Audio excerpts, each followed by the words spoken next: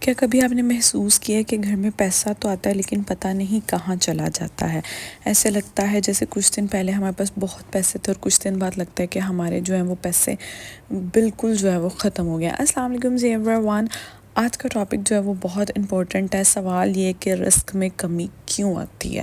یہ کوسچن جو ہے وہ بہت زیادہ امپورٹنٹ ہے۔ بہت لوگ جو ہے وہ اس سے پریشان بھی ہیں کہ آج کل رزق کی جو ہے وہ اتنی کمی کیوں ہوئی ہے۔ کچھ لوگ جو ہیں وہ کروڑوں کماتے ہیں لیکن قرضوں میں دبے ہوتے ہیں، ان کے گھر میں سکون نہیں ہوتا، لیکن کچھ لوگ جو ہے وہ کم کما کے بھی اپنے گھر میں جو ہے وہ سکون سے رہتے ہیں۔ تو آج میں آپ کو قرآن و سنت کی روشنی میں بتاؤں گی کہ رزق میں کمی کیوں آتی ہے، ان کی کیا وجوہات ہے اور ہمارا رزق جو ہے وہ تنگ کیسے ہو جاتا ہے۔ لیکن ان سب وجوہات کو جاننے سے پہلے سب سے پہلے جو ہے وہ ہمیں جاننا ہوگا کہ رزق کا اصل مطلب کیا ہے، کیونکہ بعض اوقات لوگ سمجھتے ہیں کہ رزق جو ہے نا وہ صرف اور صرف پیسہ ہے۔ ہمارے پاس جتنا پیسہ ہوگا اتنا ہی ہم کہیں گے جی ہم امیر ہیں اور ہمارے پاس اتنا ہی جو ہے وہ رزق ہے۔ رزق کا اصل مطلب یہ ہے کہ اگر آپ کے پاس صحت ہے نا تو آپ سب سے بڑا رزق آپ کے پاس ہے۔ یقین جانے صحت سے بڑا رزق کوئی نہیں ہے۔ اگر آپ کے پاس نیک اولاد ہے نا تو یہ بھی بہت بڑا رزق ہے۔ اگر آپ کے پاس عزت ہے تو یہ بھی بہت بڑا رزق ہے۔ اگر آپ کے گھر میں برکت ہے، سکون ہے، آپ کے ارد گرد جو ہے وہ اچھے لوگ ہیں، آپ سے محبت کرنے والے لوگ ہیں، تو یہ سب چیزیں رزق میں آتی ہیں۔ اگر آپ ان چیزوں پہ کبھی غور فکر کریں تو آپ کو معلوم ہوگا کہ یہ سب چیزیں جو ہیں وہ رزق میں ہی آتی ہیں، ٹھیک ہے۔ تو اللہ تعالیٰ نے قرآن پاک میں بھی یہ بات فرمائی ہے کہ آسمانوں میں ہے تمہارا رزق اور جو تم سے وعدہ کیا گیا، کہ اللہ تعالیٰ نے آسمانوں میں آپ کا رزق چھپایا اور اللہ تعالیٰ نے وعدہ کیا کہ تم لوگوں کو جو ہے وہ رزق دیا جائے گا۔ اب جانتے ہیں کہ رزق کی کمی ہمارے گھر میں کیوں ہوتی ہے، ان کی کیا وجوہات ہیں۔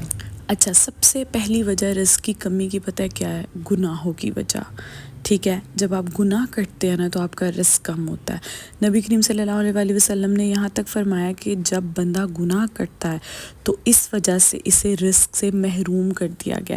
جب آپ چھوٹی چھوٹی باتوں پہ ہم گناہ کر دیتے ہیں، جھوٹ بول دیتے ہیں جس کو ہم میٹر ہی نہیں کرتے، جو ہمارے لیے میٹر ہی نہیں کرتا، ہم اسے کاؤنٹ ہی نہیں کرتے کہ جی یہ بھی ہم نے گناہ کیا، کسی کو دھوکہ دے دیتے ہیں، کسی کی دل آزاری کر دیتے ہیں۔ لازمی نہیں گناہ کرنے کے لیے کوئی آپ بہت بڑا گناہ کریں، چھپ کے کریں۔ سم ٹائم ہم جھوٹ بول رہے ہوتے ہیں، کسی کا دل دکھا رہے ہوتے ہیں، اس طرح کے کام ہم نارملی کر جاتے ہیں اور ہمیں نہیں سمجھ آتی کہ اس سے جو ہے وہ ہمارے رزق پر کتنا فرق پڑا ہے۔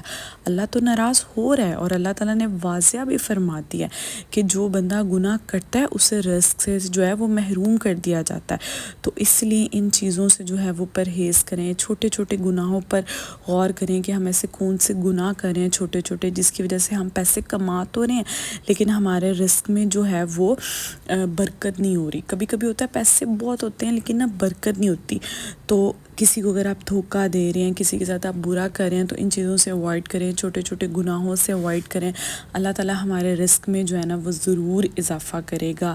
کسی کی برائی نہ کریں، بس ان چیزوں پہ غور کریں، اللہ تعالیٰ آپ کے رزق میں جو ہے وہ اضافہ کرے گا۔ پہلی وجہ تو یہ ہے۔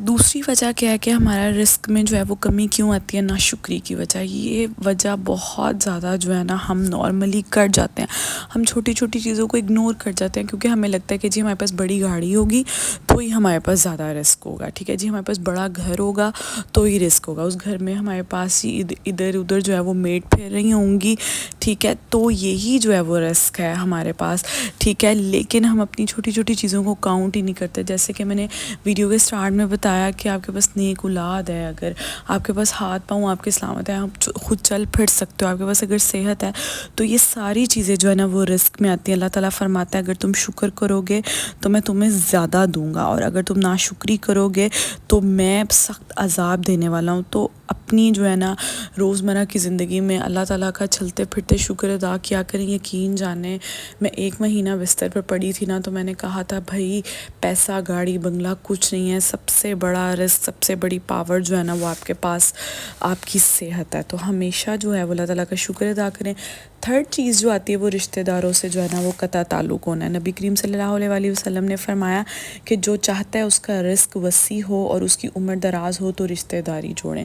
بہت لوگوں کو میں آج کل دیکھتی ہوں کہ رشتہ داری انہوں نے نبھانا چھوڑ دیا.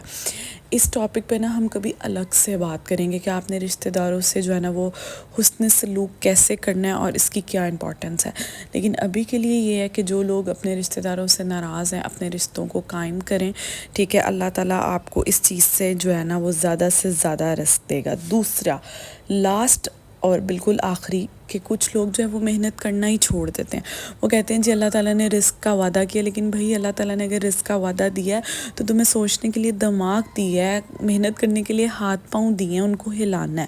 جب آپ انسان جو ہے وہ محنت کرنا چھوڑ دیتا ہے تو اللہ تعالیٰ بھی جو ہے وہ اس کو رزق دینا بند کرتا ہے, کیونکہ اللہ تعالیٰ نے فرمایا ہے کہ جیسی سوچ رکھو گے میں تمہیں اسی طرح سے نوازوں گا. اگر تم محنت کرو گے تو میں بھی تمہیں اسی طرح سے جو ہے وہ رزق دوں گا. جی یہ تھا آج کا پیارا سا ٹاپک. تو اگر آپ گناہوں کو چھوڑ دیں, ناشکری کرنا چھوڑ دیں, رشتہ داروں سے جو ہے وہ قطع تعلق ہونا چھوڑ دیں اور اپنی زندگی میں محنت کو شامل کر لیں تو اللہ تعالیٰ آپ کو ڈھیروں رزق سے نوازے گا. اس کے علاوہ آپ نے اپنا ایک اور کنسیپٹ بھی کلیئر کرنا ہے کہ جو ہے نا آپ نے یہ نہیں سوچنا کہ زیادہ پیسے ہوں گے تو ہمارے پاس زیادہ رزق ہوگا. آپ کا صحت, آپ کی نیک اولاد, رشتہ دار, یہ سب کچھ جو ہے وہ آپ کے رزق میں آتا ہے. ٹھیک ہے, کمانے کے پیچھے اتنا مت بھاگیں, اپنی کمائی میں برکت ڈھونڈیں کیونکہ برکت جو ہے وہ سب سے پہلے ہونی چاہیے. اللہ تعالیٰ ہمارے رزق میں اضافہ کرے, اللہ تعالیٰ ہماری ہر نیک خواہش کو پورا کرے. ملتے ہیں نیکسٹ ولاگ میں.